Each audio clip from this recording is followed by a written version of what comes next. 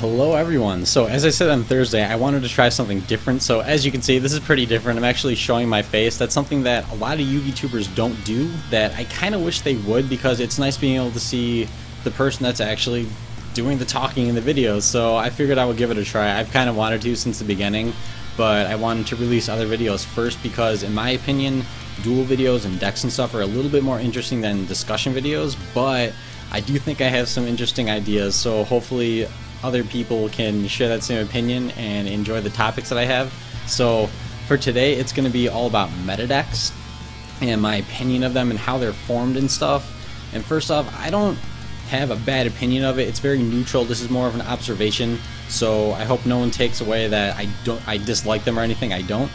So jumping right into it though, people are lazy. They don't like to build their own decks. They like to net deck whatever's already proven to work.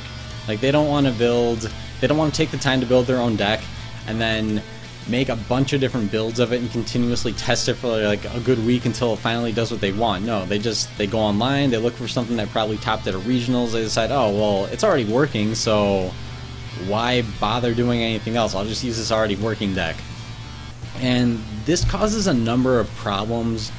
The first one is it makes decks seem better than they actually are. So let's say there's a regionals, and for simplicity's sake, let's say there's exactly 100 people, and let's say that 30 of them at this point are running some sort of a new meta deck. It doesn't matter what it is, so I won't use any examples, but just some new meta deck that it's just beating everyone, it's the best, everyone wants to run it.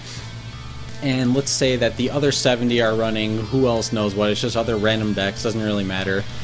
And right away there's a problem with that. Those 30 people running all of the same exact deck, which I'm probably being generous, it would probably be more in a situation like this, but those 30 people, they have a better chance of one of their decks winning than anyone else because they just have sheer numbers, and I mean that works. If you have sheer numbers, you can win with it. So eventually when you get to the top 8, chances are that one of those 30 decks is on the top 8.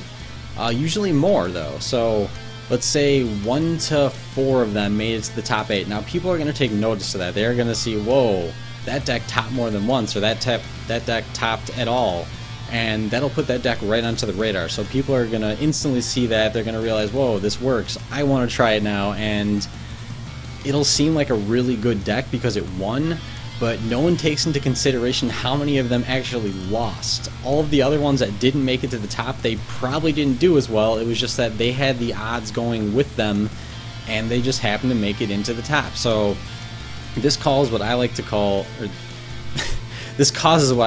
deck inflation, where a deck seems far better than it actually is. Again, all the ones that didn't top, they didn't do that great, and yet people are still looking at it like it's a really, really good thing. And this kind of ties in with the luck factor. I mean, it is a game, luck is a thing, although people tend to just kind of ignore it, even though they shouldn't. You never know what could happen. You never know what matchups will be there. On one day, a really good deck could do really well, and then on the next day, this really good deck could do miserably and just outright fail. But it's just, that's how luck works, and it's not actually that great of a deck. It's more likely to be just average. Again, people have just kind of like made the illusion that it's better than it is, so it's really good, even though it's not. And this causes something else to happen. It depletes the other cards around it in the overall card pool. So say, okay, this new meta deck, it topped really well, and now half of the people at a regionals are using it, which that's about accurate. If you've seen other past top lists of tournaments and stuff with what decks are winning, it's usually about half and half. There's some sort of a meta deck out there. So already there's not that many other cards there to oppose this meta deck. It's always just going to be the meta deck, the meta deck, the meta deck, and so on and so forth. So there's really no competition for it, because any other decks that would stand in its way, even if they do, they still have such a disadvantage at numbers that they probably won't hold up that well. And it continues to increase the snowball effect of a deck tops, everyone wants to run it, so they do run it, and then it tops again because they have so many numbers, and everyone basically sees, whoa, it's winning, so we should all run it, which I think that's kind of dumb.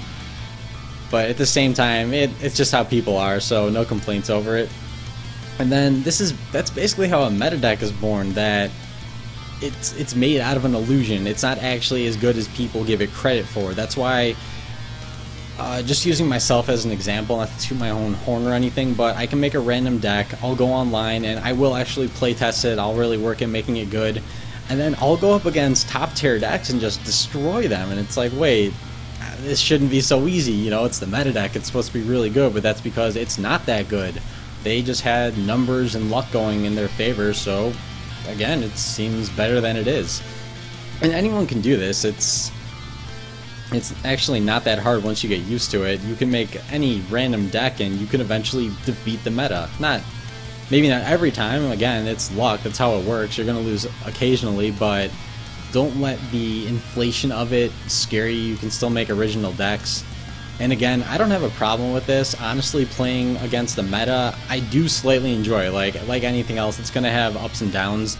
But one of the ups is that when there's a meta, you know exactly what you're going up against. You can predict what your opponent's about to play, you can predict what's in their deck and their extra deck, and that gives you a huge advantage. You'll know how to play against a deck before they even start, whereas if you're using some other original weird deck that they've never seen before, they don't know what to expect. They'll probably make all sorts of misplays. And then what happens is people start getting bored of that deck, and eventually another deck will sneak through and it'll top, and suddenly people, whoa, a new deck is out, whether it be new cards that just came out and everyone wants to try them, or it's maybe someone made a really sneaky deck out of older cards that no one's seen yet, but that deck will top. Other people will want to try it simply because it topped and it's proven to work already. And then the numbers, they kind of shift from the old meta deck to the new one, and they cause the same thing to happen again. It's not that this new deck is actually better than the other meta deck, at least not significantly enough to make a difference, but it's just because everyone wants to try it. Again, they're giving it the advantage of just pure numbers, and of course it's going to win eventually. I mean, if you have everyone running the same deck, it's bound to win, right? And then that just starts the process all over again, and it keeps happening and happening and happening. And my only complaint about this, because like I said, it does give you an advantage. It's actually how I win sometimes. It's because I'll see a deck, I know how to counter you, I know how to play against you, you don't know how to play against me, so I have a huge advantage. But it can get kind of boring, especially when you're playing online. Like, there was a day where it was 5 decks in a row. They were all Lightsworn, the same exact Saxhorn build that everyone was running, and I won all of them. That's just how it goes. Like, Lightsworn are incredibly predictable. They rely heavily on luck, but it was just a little bit boring because when you're online, it is fun playing a large variety of stuff. Like, you never know what's going to happen, so getting 5 of the same deck in a row is kind of, okay, then that's kind of dumb. But that's what happens. Even once I got to the 5th person, I even asked, did the Lightsworn top or something? Is that why everyone's playing it? And eventually they said that no, they just wanted to they said that yeah, it was no, they just felt like trying it because everyone else was like, ah, okay, cool, that's exactly what I was thinking, that it was kind of like a snowball effect, that they saw a deck so they tried it, someone else saw the deck and they tried it, and it just kind of continued to go like that. So anyways, what do you all think though? Do you like that the meta exists? Do you wish that people would make a wider variety of decks sometimes? Or maybe do you just plain disagree with me? That's okay too. So share your thoughts and ideas in the comment section below. And as always, comment, like, subscribe, and stay brutal.